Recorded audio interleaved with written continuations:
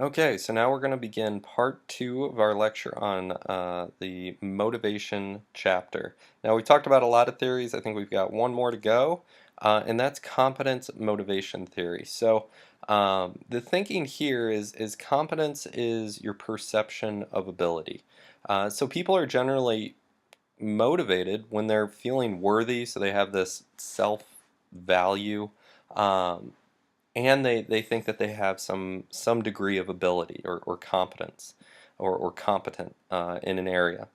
Um, now, going along with these two elements of self-worth or competence, there's also these elements of control. So perceptions of the control will also influence how someone feels and ultimately how motivated they are.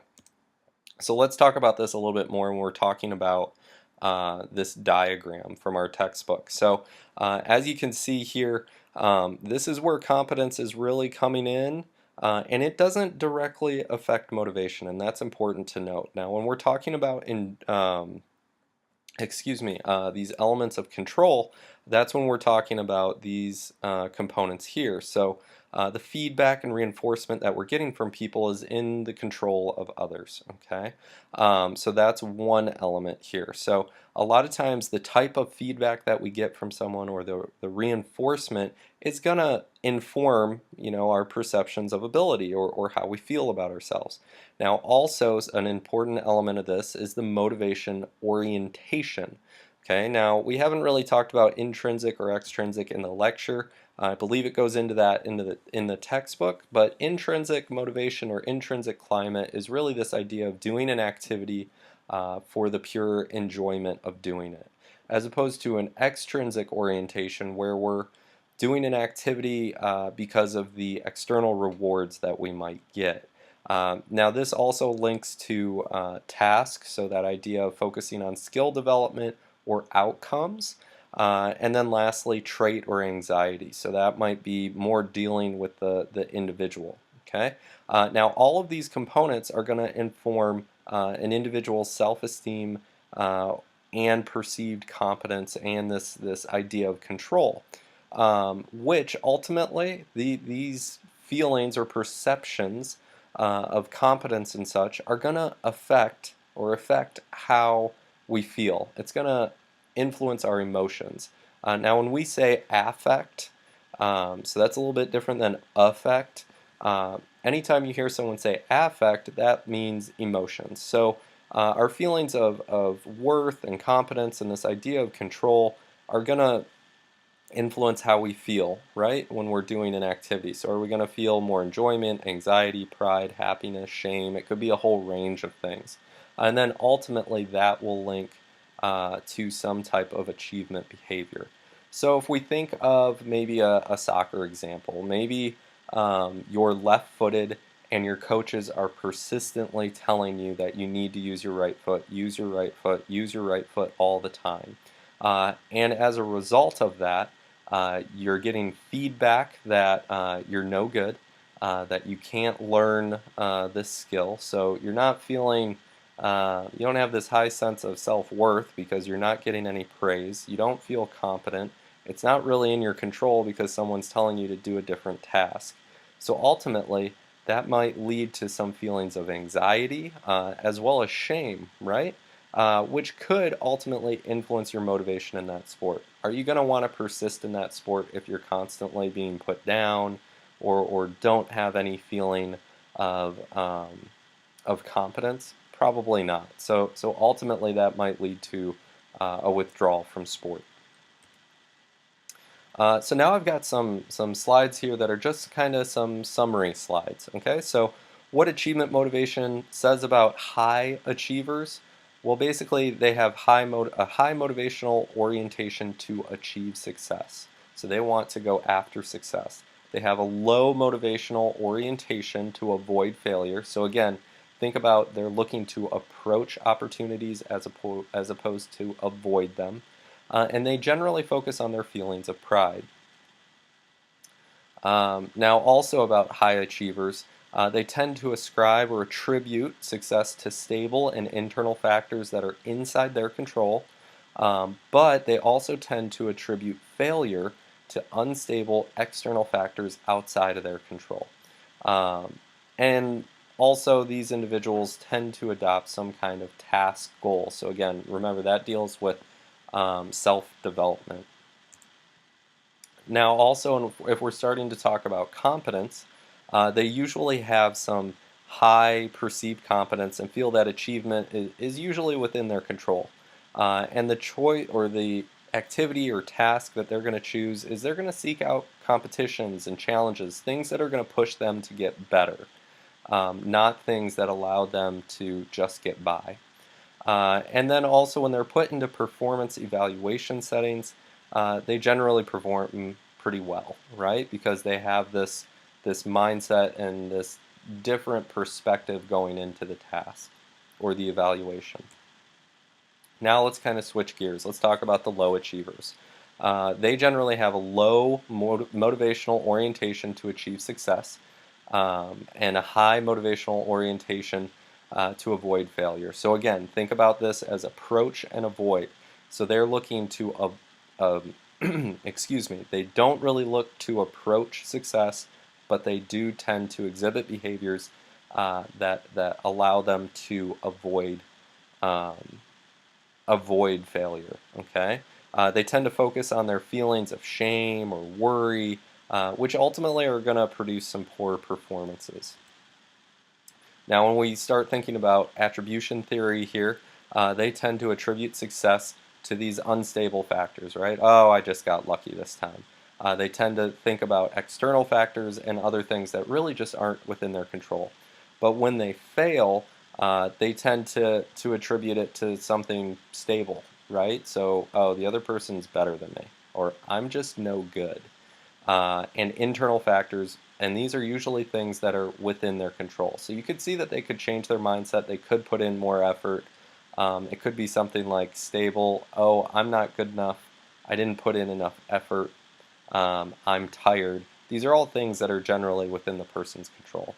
And unfortunately, these individuals usually adopt outcome goals. Now, outcome goals, I know I've kind of given them a bad rap in this lecture, um, but in this perspective, they're just not ideal. They're what we call maladaptive, and we'll talk about that a little bit more later in the lecture.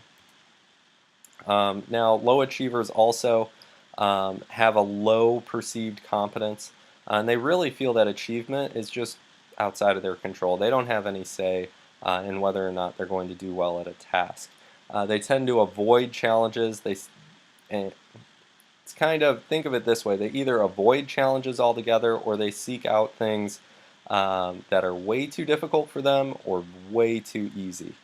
Okay, and then lastly, the performance and evaluation situations, well, they tend to perform somewhat poorly when they're put in these confined situations where they need to perform at a certain level. So now let's talk about stages of developing achievement motivation and competitiveness. So there's generally three stages: this autonomous competence stage, social comparison, and then an integrated or self-social comparison stage. Now, autonomous competence stage usually begins around 4, or excuse me, it's up until age 4. And it's really more focused on the individual, right? This kid is more focused on their individual performance, how well they're doing something, and usually it's a period where they're learning new skills. But once we get to 5 and the kid gets to be a bit older, they start to compare with others. Okay, so they start to instead of simply learning new skills by teaching themselves or experimenting, they're now comparing with other people. And when they make these comparisons, one, they're learning about their own competence, but they also might be learning maybe through modeling. They might be watching someone do something to learn for themselves how to do some behavior. And then the last one here, and it doesn't really have a defined age so much, but there's this idea of an integrated stage. So that's where we combine the two. Okay, so we've got this little picture in our textbook. So we have the autonomous competence stage where you're really just focused on your own development, learning new skills. It's all about you, right? But then we get a little bit older, and all of a sudden we start comparing with others, our peers, siblings, family members, whoever. And then lastly, we tend to move into this integrated stage, which is more ideal because what we're doing is we're able to focus on our own development, but not all outcome goals are bad, right? Everybody likes to win a game, or win a championship, win something, whatever it might be. And to do that usually involves a lot of self-comparison and then resulting in some social comparisons or where we're competing with other people. Okay, so there are some elements where we're integrating things, where we're bringing it all together. So what are some keys to developing achievement, motivation, and competitiveness? Um, Again, as sports psychologists, we need to recognize the stage of achievement motivation that individuals are in. Clearly, I'm not going to teach uh, competition or competitiveness to someone who is 4 years old. One, that's a little bit exaggerated, right? That's a little bit out there, but this person probably is still fixated on their own development. So there's no point in really teaching them about these social comparisons. Now, the ultimate goal with all of this, like I was saying, is more so getting to the integrated stage, because then we can see the benefit of self-comparison, but also maybe where there are twinges of being motivated by comparing with other people. And then lastly here, motivational climate influences achievement motivation. Again, so that's kind of the idea of the environment that we're in. If the leaders, the coaches, the captains, our parents, whoever, kind of creates this environment or situation that's all about competitiveness, then what's going to result is usually individuals who are looking to demonstrate ability against others, as opposed to fostering this self-comparison. So you can kind of see how what a group of people, or even what one coach, whatever they basically dictate to their athletes, what they're going to do is going to influence the general motivation of the group. So what are some implications for sports psych consultants or professional practice?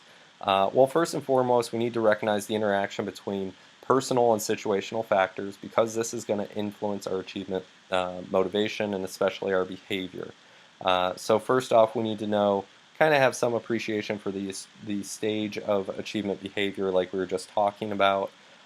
What's the goal orientation of the individual? Are they focused on outcome goals?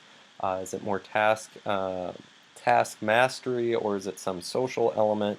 How are they attributing their failures and successes? And then lastly, are situations approached or avoided? Are they looking to approach opportunities of success, or are they looking to avoid failure? So some other implications here: we want to emphasize mastery goals. We really want to emphasize individuals to focus on their own development, which can be very hard to do, and downplay these outcome goals, so demonstrating we're better than others. And hopefully the goal here is to create some kind of climate for athletes to engage in more self-comparison than anything else.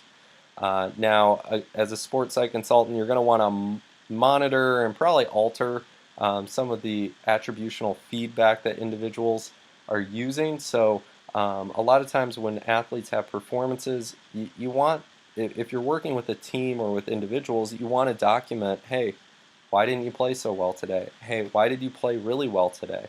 If they're talking about reasons they didn't play well and they're completely irrational and fairly not self-aware, then we need to keep track of that, and we need to try to alter their mindset and what they're attributing their performance to.